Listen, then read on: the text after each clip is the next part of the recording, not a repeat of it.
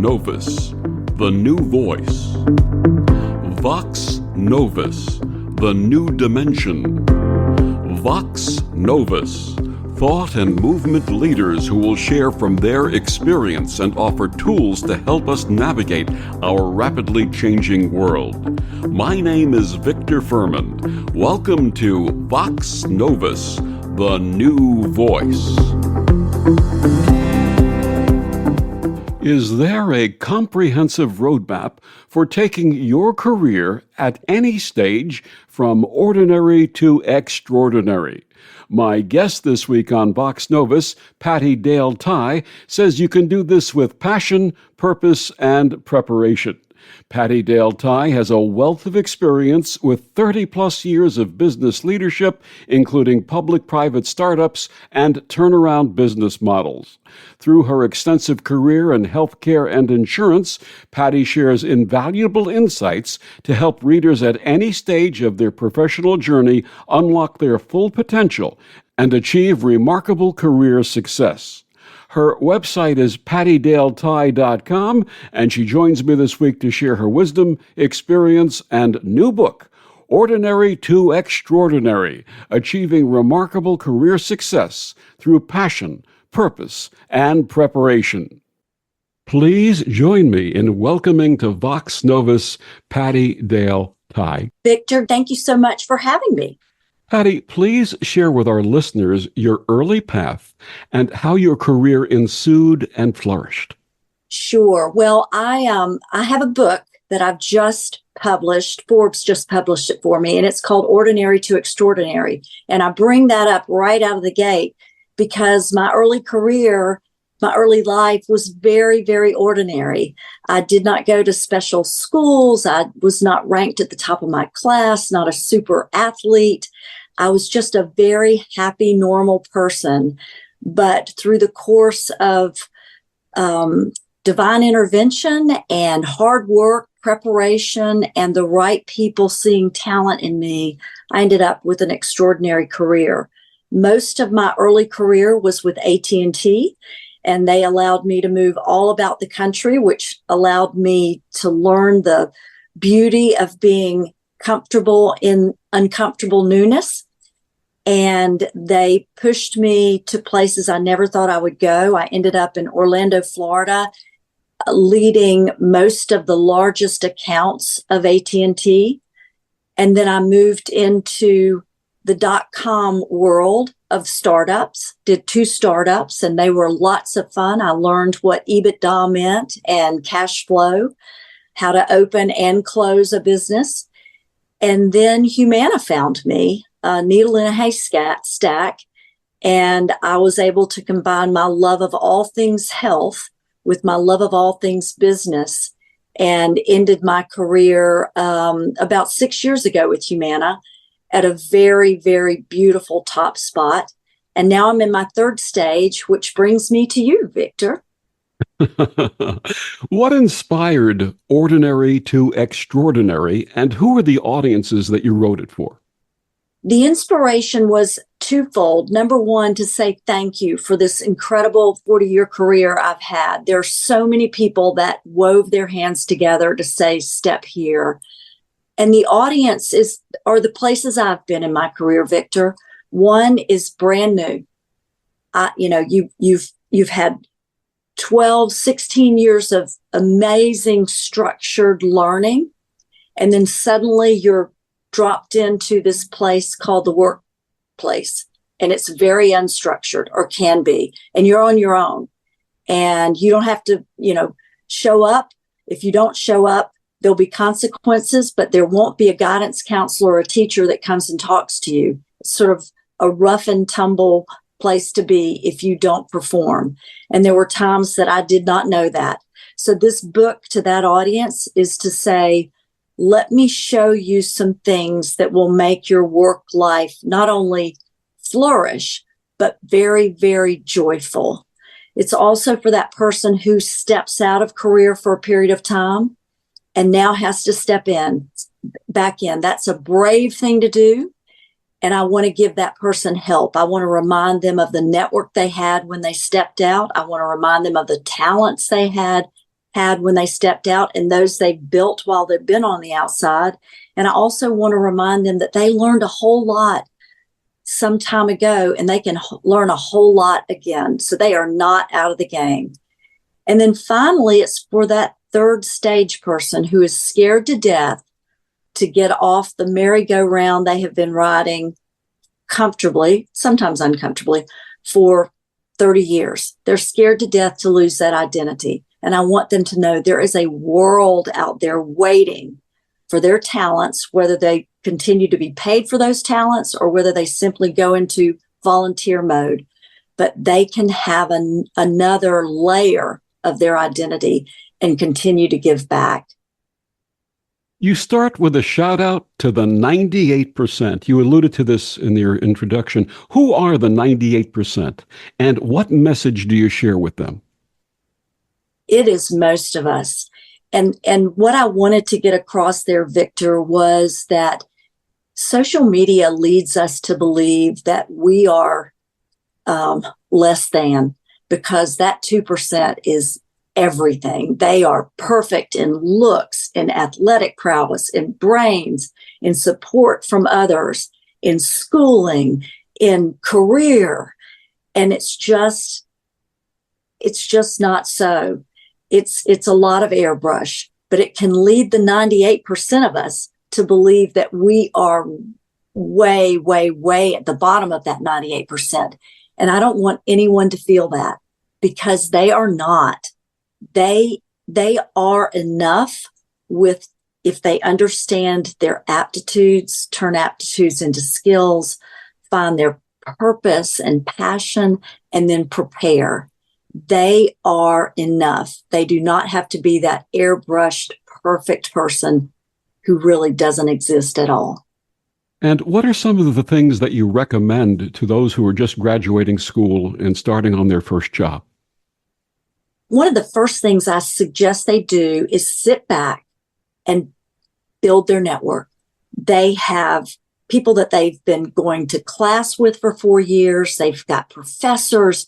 They've got people that gave them summer interns. They've got high school counselors. They've got college counselors. They've got parents, friends. Build your network. One of the most important things you will have all throughout your career is your network. So start building it right away.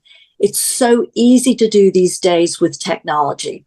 Build that network and plan to double, triple, quadruple that network in the next 5 years. That's the first thing, Victor. The second thing is sit back and really remember who you are. If you have not had your aptitudes tested, I suggest you do, because there's a difference in a skill and an aptitude. I can have a skill, I can have fine motor skills as an aptitude, but I might take those in many, many different directions. So I want first to know what my aptitudes are. My aptitudes are, I'm analytical. I love solving problems. I love that it's to play the piano. I have some musical aptitudes. I need to know my aptitudes before I begin to really fine tune my skills. And so those are the two things that I suggest they do. Build that network, because you're going to lean on it. You're going to want it, but also go back and remember who you are. You've been taking classes for 4, 6, 8 years. Go back to your roots and say, what are my true aptitudes? And now where do I take the skills that they have spawned? I can encourage your building the network concept, because I have so many contacts and network friends through what's called LinkedIn. And if you're just joining the workforce, get on to LinkedIn. It's a really great source. And also, I have a notebook filled with names, and I'm old school. I have a notebook filled with names and addresses of folks that I've encountered in my 44-year career. And some of those folks still call me and wish me a happy birthday, and I do the same for them. And many of them are retired, obviously. But the network concept, the information that you can share with others, and even throughout my career, I would work with friendly competitors and keep them in my network and offer them help when necessary. Absolutely. Never throw a name or a contact away. You never know when you're going to need that person.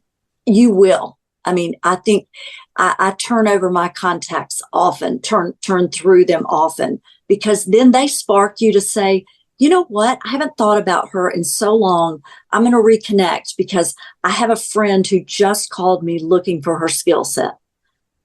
I mentioned notebook. I'm going to say a word that you and I will recognize, that many who are in our group would recognize, the Rolodex. Remember the old Rolodex? You still have it, right? Yes. Well, I will tell you a great Rolodex story, and it had to be a humongous Rolodex. So George and Barbara Bush, George Senior and Barbara Bush, made it a practice. And I love this practice. Every morning, they started their day going through their Rolodex, Victor, and making sure that they contacted 5, 10, 15 people, that they did an outreach that day. And their mission was to touch every person in that Rolodex before the end of the year.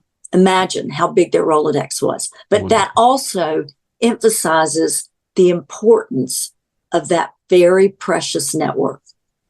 One of the things that you stress is self-care. What are the elements and considerations for balancing self-care with career? It is a tough balance. I will tell you that. But I have worked diligently to keep mine balanced. And I encourage the balance of anyone that I work with, work for, or who works with me. I think of self-care as making sure that you have time every day to process some element of quiet, be that through your faith, be that through just simply sitting and thinking about the life that you've been lucky to lead. If you're doing this in the evening, the day that you were lucky enough to have. If you're doing it in the morning, to think about, the fact that you get another precious day to be impactful.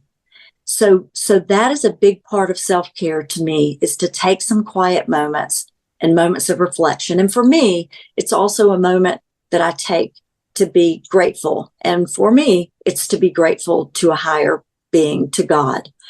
The other parts of self-care for me, I've got to exercise every single day. Not only is it great for my body, but I will tell you, Victor, I can tell the difference mentally when I've done some hard exercise in the morning and when I haven't. So for me, it is as important as brushing my teeth. So I've got to have that great exercise. By the way, I also think sleep is an incredibly important part of self-care. I'm actually seeing a sleep psychologist right now because I need to make sure that I get my 8.5 hours of sleep. And in the last few years, I've had some things that interrupted that. I'm not going to put up with that. I'm going to reach out and find the person that can help me get back on that track of 8.5 hours of sleep. I know that I need it. I know my body and my mind don't work as well. And then for me, self-care is making sure that I have one day a week that I can sort of call my own, and I can spend it with the person who's most important to me in life. And that's my husband, Jim Ty. And we will spend the day doing the things we love to do. For us, it's going to church. It's riding through the beautiful Kentucky rolling hills, and watching horses run about the fields, and then cooking a great meal together. So those are the things that I love. And that's how I balance my self-care. Now, I'll scoot over to the people that work with me. I will tell them I expect them to unplug on the weekends. And I will, if I know that that's going to be very difficult because we both know we've got something big going on the next week, I will say, if I need you, I will text you, but I will not text you before 12 o'clock on Saturday. And if I don't get it into you before 12 o'clock on Saturday, I'm not going to do it again until before 12 o'clock. In other words, I put boundaries on when I might ask them to look at their phone and expect something from me.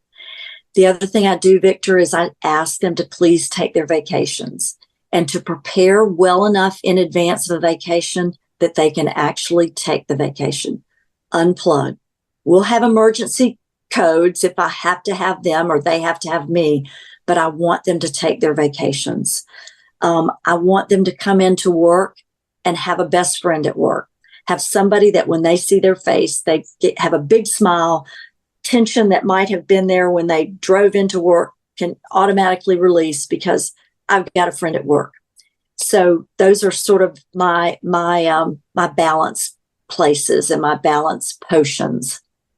I wish I had met you when I started my career.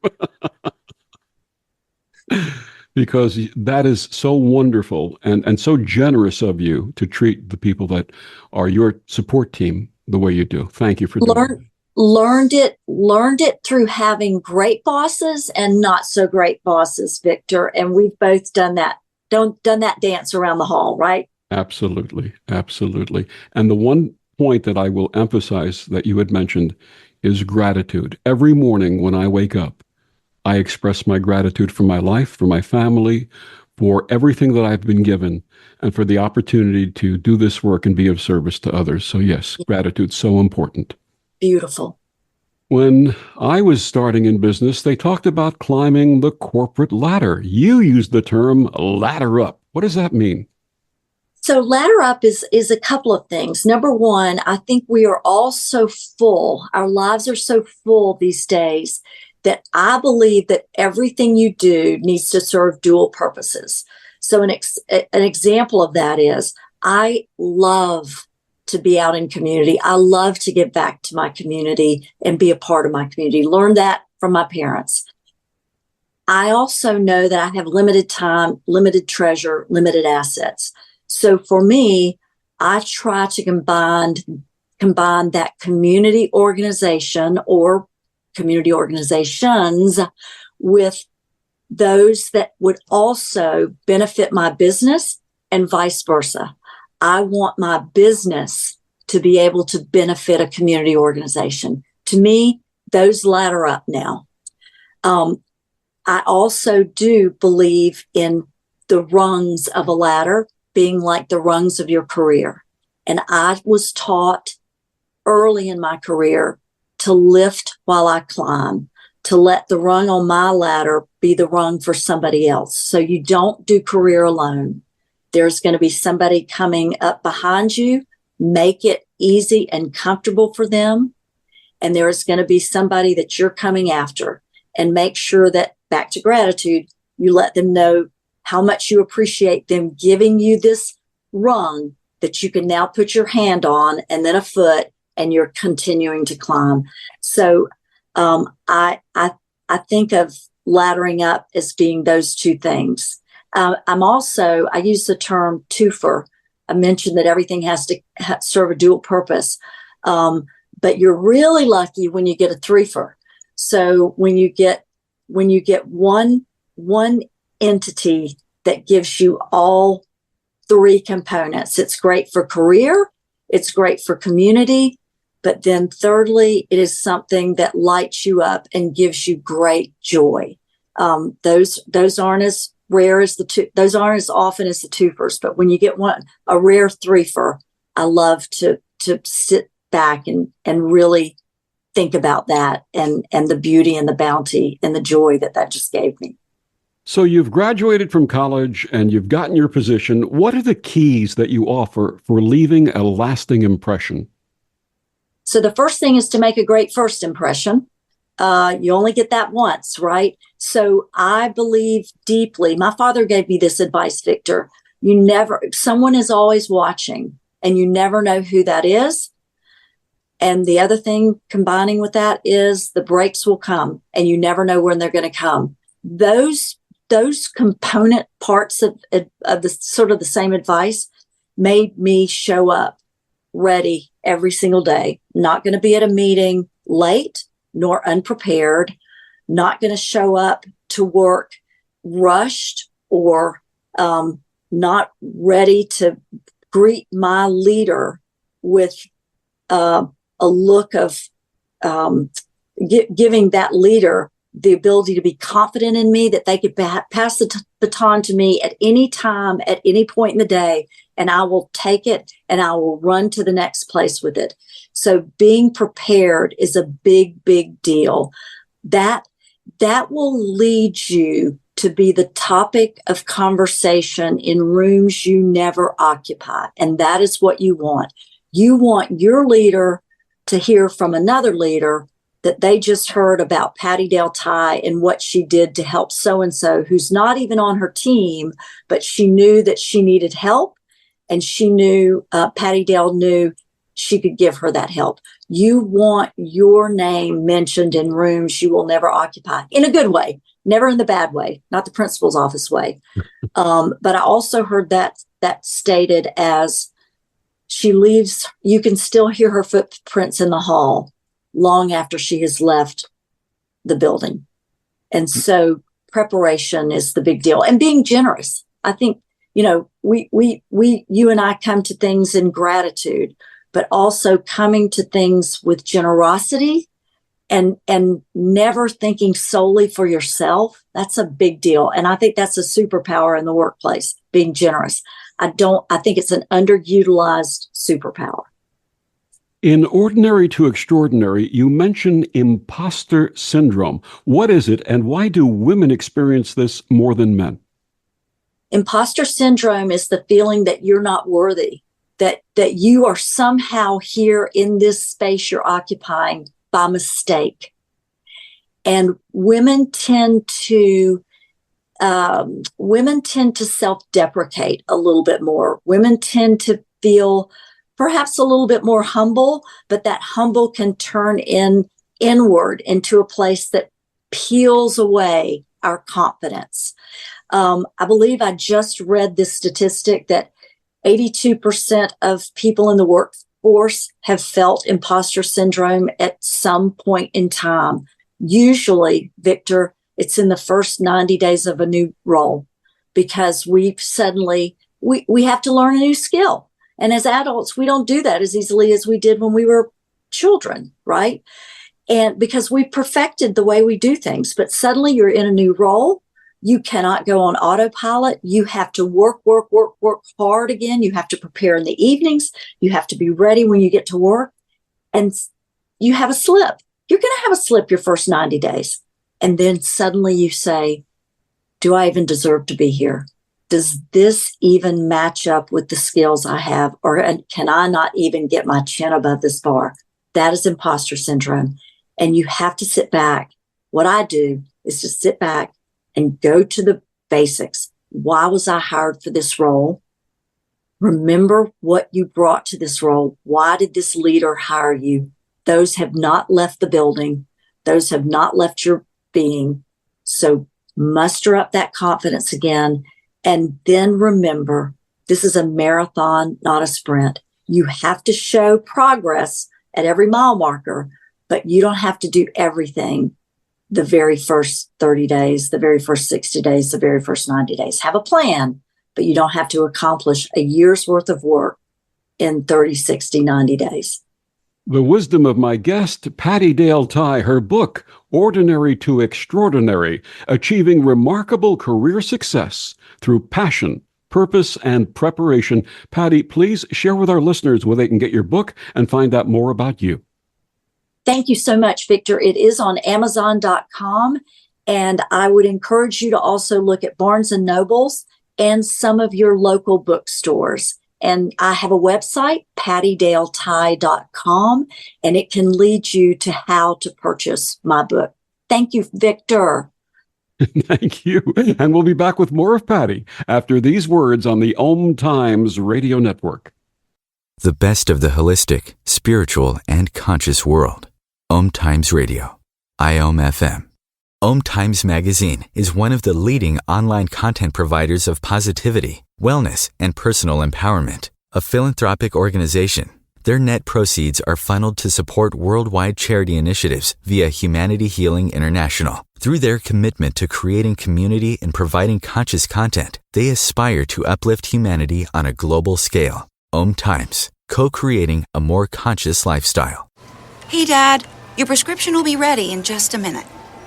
Hey, Dad, your laundry will be ready in just a minute. Dad, your lunch will be ready in just a minute. Hey, honey, why don't you take a minute? When you help care for a loved one, you give them as much time as you can. But it's just as important to take time for yourself. AARP can help. Find free care guides to support you and your loved one at aarp.org/caregiving. That's aarp.org/caregiving. Brought to you by AARP and the Ad Council. So I'm a cat, and I just moved in with this new human, and she's got this little toy she's always playing with, all day long. Tap, tap, tap, tap, bloop, bloop. She can't put it down. There it is. Oh, and get this. She even talks to it. Last week, she asked it for Chinese, and guess what? Egg rolls showed up. Like magic. Humans have cool toys. A person is the best thing to happen to a shelter pet. Be that person. Adopt. Brought to you by the Ad Council and the ShelterPetProject.org. Are you prepared for an emergency or disaster? Because it's not a matter of if, but when. Don't find yourself saying, when the storm rolls in, my time to find a pet-friendly evacuation center will have run out. The scorching heat wave will leave me powerless to cool my insulin. I'll face a hurricane without meds. Now that's a tough pill to swallow. Let's prepare so we all have a better story to tell. Get started at ready.gov/older-adults. Brought to you by FEMA and the Ad Council. Back on Vox Novus, my guest this week is Pattie Dale Ty. We're talking about her book, Ordinary to Extraordinary, Achieving Remarkable Career Success Through Passion, Purpose, and Preparation. There are a number of key elements that you offer readers in Ordinary to Extraordinary, and the first one was right in the title, it's passion. I had the good fortune to train young people coming into the business world, as well as seasoned professionals. And one of the first questions I ask is, what do you really want to do? Some were unsure, but many responded passionately. Why is passion so important, and what advice do you offer to following passion? Passion is important because you are on this career journey for a long time. Victor, you know that. You said 44 years. I hope I'm on it for 54 years. And if you are not passionate about what you do, it will be a torturous road. It will be a miserable road. Your career is one of the longest journeys you will ever take. And it will bring you treasure upon treasure. It'll bring you friends, money, frequent flyer miles, skills, but it all needs to be based on something that you find yourself passionate about, because it is a long, long journey, and you will be weary and you will want to step off of it. I mean, we all get to that place that we want to step off. I cannot wait till my career is over. I can't wait to this and that and the other. But if you have passion about what you're doing, the work doesn't seem so much like work. I don't fully subscribe to the theory that love what you do and it'll never be work, because it is work, and you should be proud to work, right? Work is a beautiful thing to be able to do. But when you are working on something that you are passionate about and that you feel strongly about the purpose and the impact of this work, you will have energy beyond your wildest imagination. It's a beautiful thing. I had a wonderful spiritual teacher who used to say there should be an 11th commandment, thou shalt have purpose. How do you define purpose, and can we have multiple purposes? I think you can have multiple purposes. And for me, purpose, I define purpose by using impact. What difference is this going to make in someone's life, in the planet, in the future? And that is how I define purpose. It's the impact.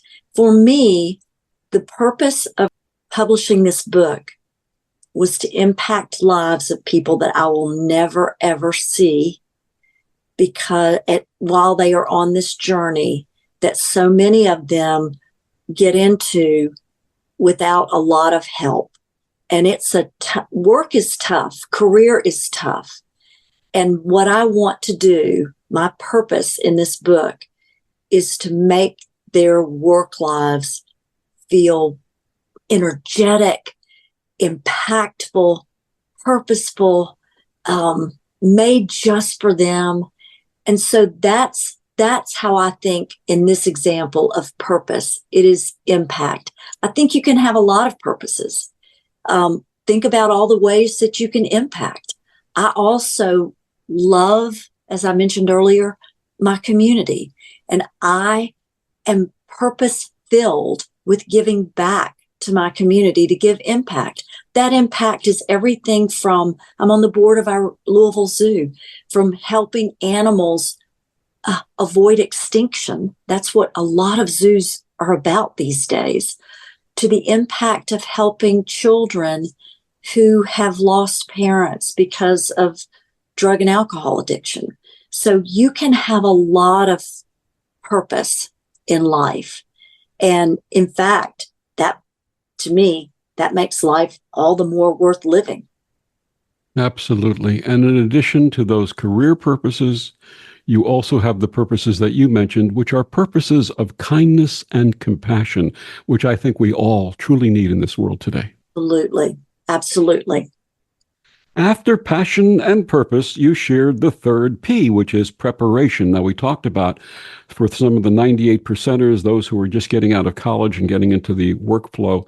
Are there any other types of preparation you want to suggest? I love a couple of books, Victor, that I would suggest. One of them is Never Check Email in the Morning. Author's last name is Morgan. And I bring this up because, especially these days, everybody is heads down in their on their iPhones or their mobile devices first thing in the morning, over the coffee, before they even brush their teeth. And what you can do when you do that is to be subjected to somebody else deciding how your day will go, versus preparing the day before. Here's how my day is going to go. Here are the things I need to get done. Here's who I need to talk to. Here's what I need to research. Here's what I need to accomplish by the end of the day. And oh, by the way, I'm not going to check email first thing in the morning before I have my coffee. I know how my day is going to go. And so when I finally check my email, I will be able to intersperse what came up in that email with the plans I already had for the day. Otherwise, I'm on my back heel. I'm running to catch up. So that sounds counterintuitive these days, to never check email in the morning. But for me, it has been a great help.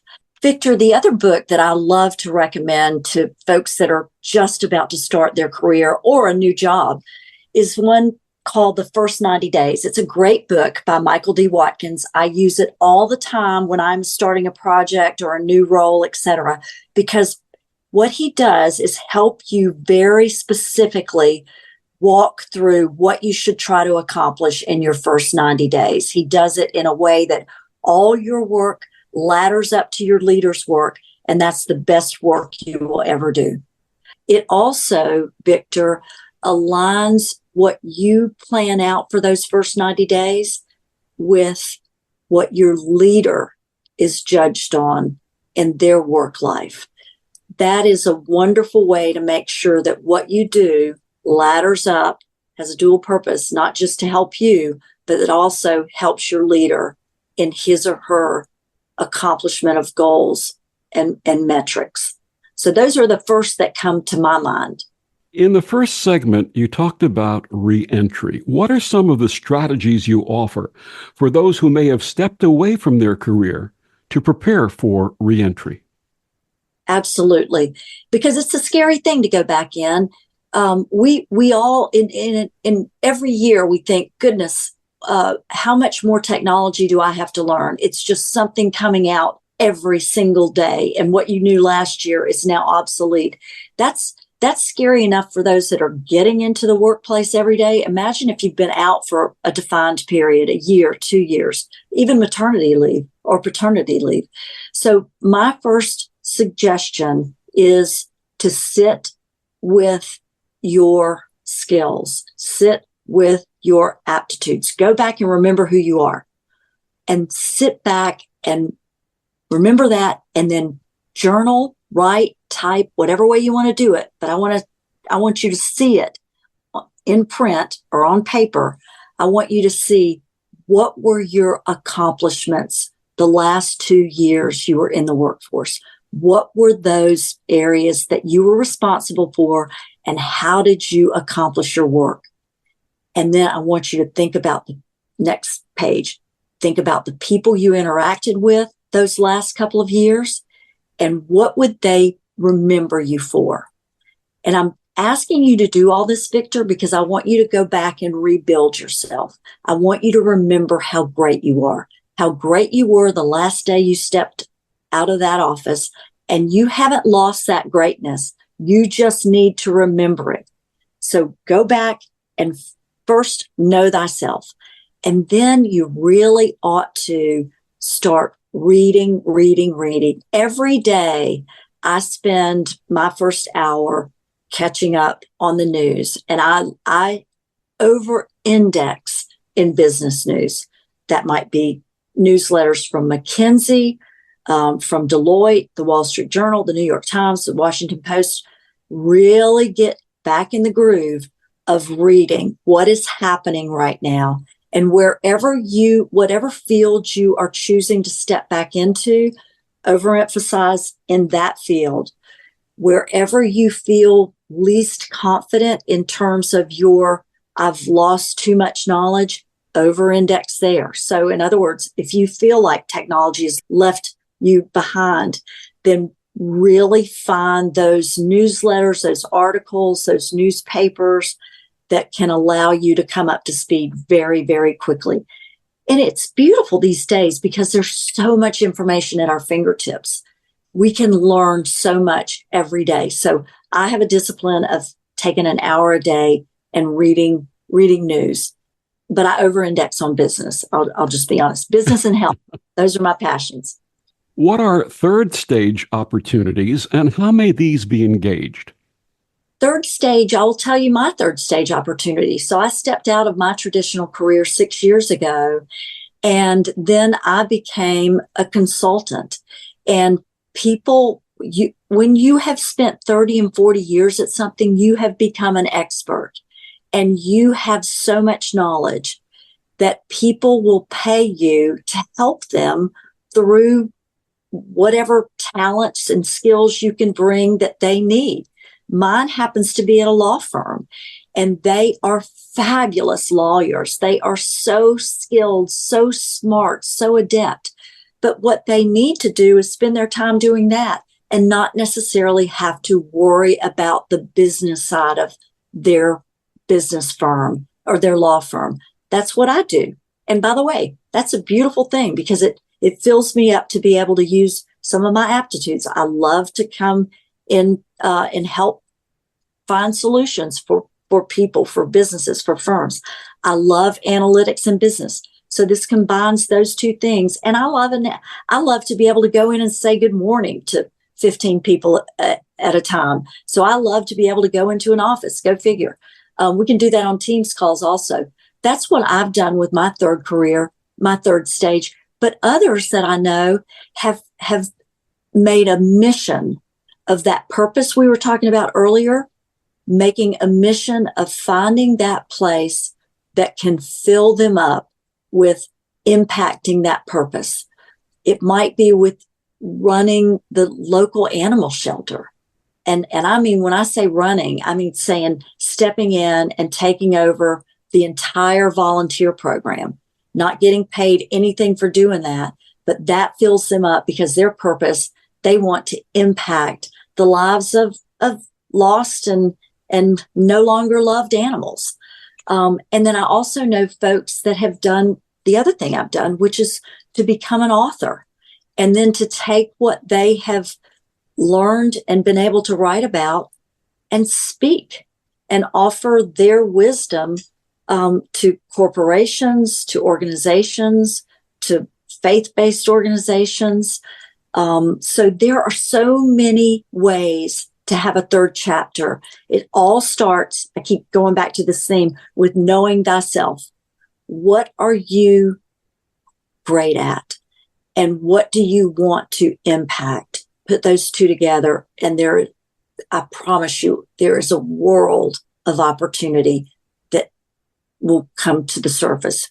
You are needed, desperate.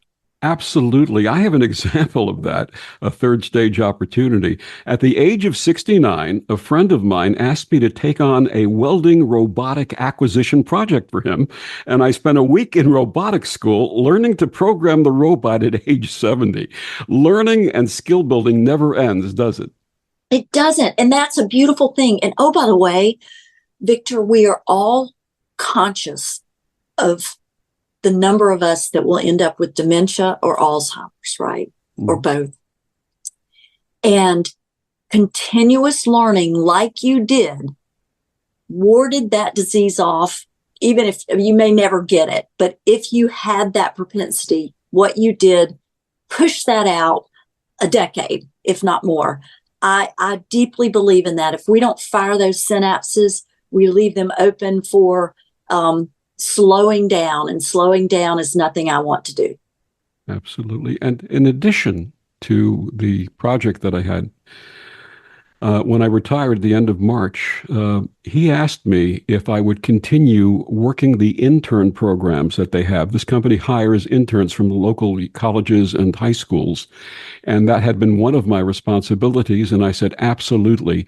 So in September, I'm going to go to a local college, and I'm going to interview interns for his company and give them an introduction into his type of business and also share my experience with them. And I've been going around to local high schools and the community colleges also and speaking to them and sharing the types of ideas that we're talking about today. And I'm grateful. I'm really grateful to have the opportunity to share my years of experience with young people who are coming into the workforce.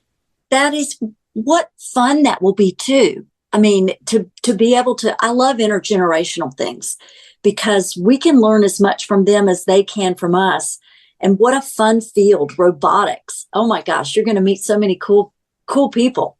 And it's actually not just the robotics end of it. It's also engineering, manufacturing engineering, and people who know how to use what's known as CAD/CAM or computer-aided design, computer-aided manufacturing. And I'm so thrilled to be doing this at the tender age of 71. It's so exciting for me to be involved in this, and I'm grateful. I'm really grateful for it. Wonderful. And you're going to impact so many lives. That's fabulous. Thank you. My guest is Pattie Dale Tye. Her book, Ordinary to Extraordinary, Achieving Remarkable Career Success Through Passion, Purpose, and Preparation. We'll be back with more after these words on the Om Times Radio Network. Humanity Healing International is a small nonprofit with a big dream.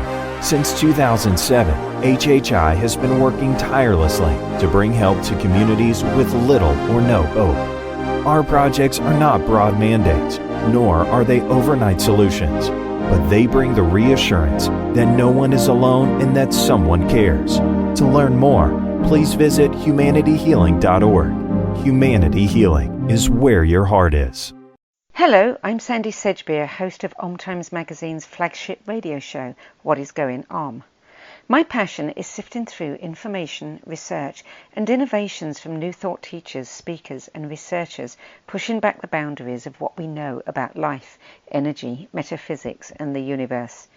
I love shifting perceptions about who we are, why we're here, and how quickly impossible becomes normal when we open our minds, expand our awareness, and accept that the only limits that exist are those we place upon ourselves. So if you're the kind of forward-thinking, eager investigator of what lies beyond the current reality that most perceive, why not make a date to come play with me in the field of possibilities at 4 p.m. Pacific Time, 7 p.m. Eastern Time every Thursday, and together we can discover what's really going on.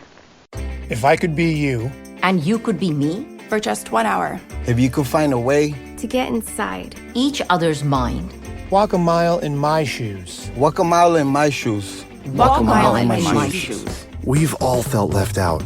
And for some, that feeling lasts more than a moment. We can change that. Learn how at belongingbeginswithus.org. Brought to you by the Ad Council. Walk a mile in my shoes.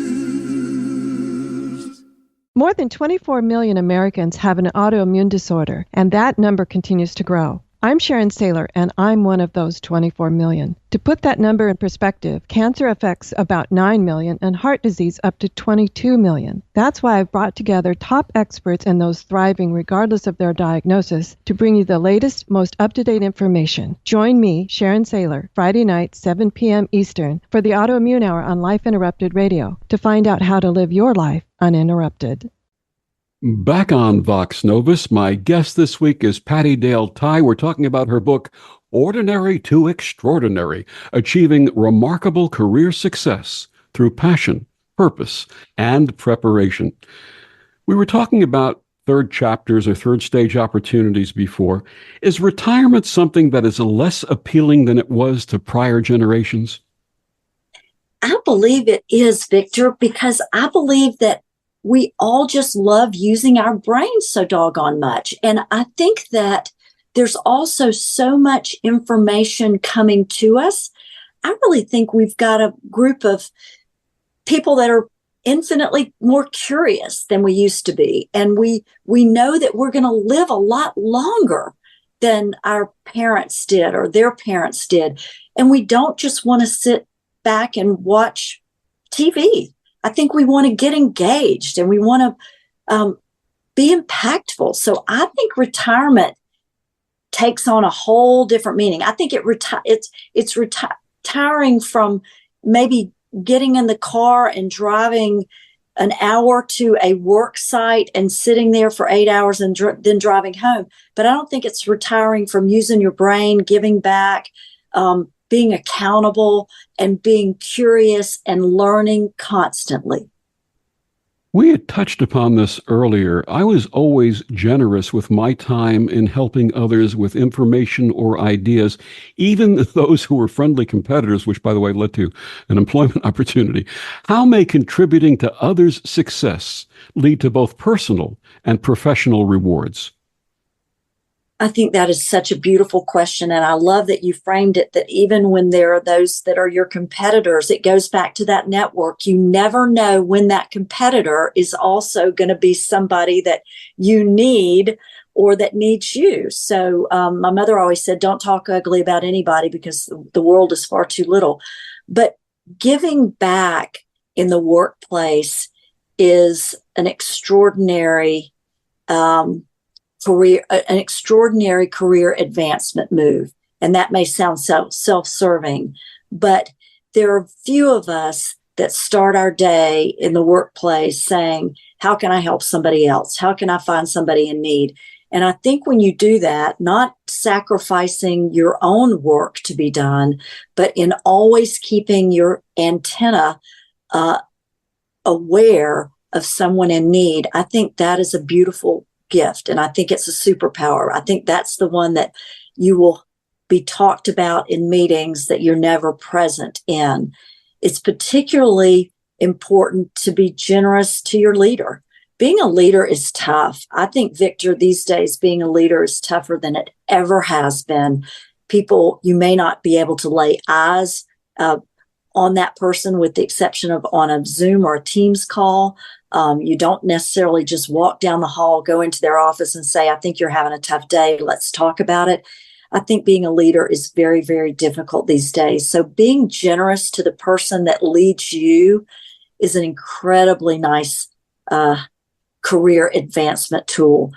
Offer, hey, you're having a tough day. What can I take off your plate? Or I know you've got this evening event that you're supposed to go to represent the company. Do you want me to go in your stead and let you get out of here a little bit early and go home? Also, to your team members, if a team member's having a tough day, lean in, give them a break. Hey, do you want me to run out and get a sandwich for you? You look like your head's down. Or can I fix that PowerPoint for you? Can I do the repair slides that need to be done? Be generous, give back, and it will trade up your career allow you to trade up your career over and over and over again. I deeply believe in it. And one that I always did and continue to do to this day in every situation is listen to those who need to be heard without opining or inserting my words. listening and really hearing what they have to say. And that 5 minutes of listening is worth gold. Oh, it is beautiful. My father, who taught me so many lessons, told me this beautiful one. You are not the smartest person at the table, even though you're the leader. You have a group of people and you're a part of it. Work, teams, they are, they're a living organism, and all of them play a big role. You are not the smartest person at the table. And he also told me, when you take a new role, don't sit at the head of the table in the beginning, because you need to pay respect to those that were there before you. They know what's going on. And oh, by the way, Victor, you and I both have in our careers been brought in to repair damage. So this is a team that might not have done everything right, but you'll learn a whole lot more about what went wrong if you will be quiet and, as you said, listen and absorb, and then you can be the listened to. But in the beginning, listen more than you talk, and respect those that were there before you, even if they are those that, got the company, the team, the division in this shape it's in. You'll learn a lot more if you listen. We often have to adapt to changes in the business environment, including leadership, policies, possible relocations, and more. What are the keys to this? I use the phrase, get comfortable being uncomfortable. And that may sound so odd, but it is true. The only constant is change. You are going to have leaders that leave you. You're going to leave leaders. You're going to have to move cities. I had to move cities 8-9 times. You're going to have to change divisions. You're going to have new leaders that come in and change everything you just built. Change is constant. So get comfortable being uncomfortable. The discomfort doesn't last forever, but don't back away from it, because it is a fact of career life. Actually, it's a fact of life, but it's definitely a fact of career life. And so you want to work as diligently as you can to come up to speed in whatever was making you uncomfortable, probably a big fat gap in knowledge, or the who moved my cheese, and get over that discomfort as quickly as you can. But understand that the discomfort's coming back one day, because life changes rapidly and constantly in the work world. Please share with us the importance of work-life balance. I cannot emphasize enough how important, how much better you'll be at work if you are balanced with a beautiful personal life. You have got to have balance, or you will ultimately either turn into one of those awful grumpy people that then people avoid, and you'll never get another call and you'll never get another hike up the ladder, or you will just become so uncomfortable and weary that you will stop progressing in your career. You cannot give it all to your career. You absolutely can't. You're never going to make it if you do that. You have to have balance. You have to step away. You have to unplug. You have to do self-care. You have to be very, very diligent about self-care.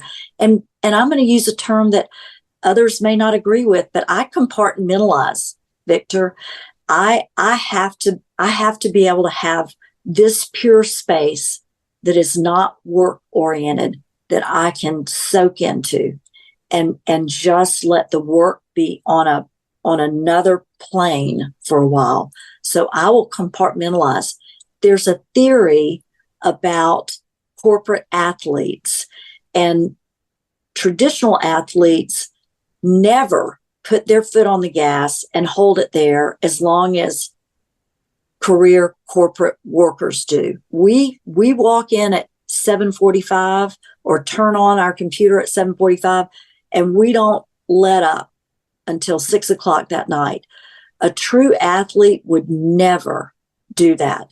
They know to stop and take a break and take a breath and replenish and rehydrate and then go back in it. And now they're going to have extra strength and they're going to do better than they ever would have done had they not taken the break. We fail miserably in that in the work world.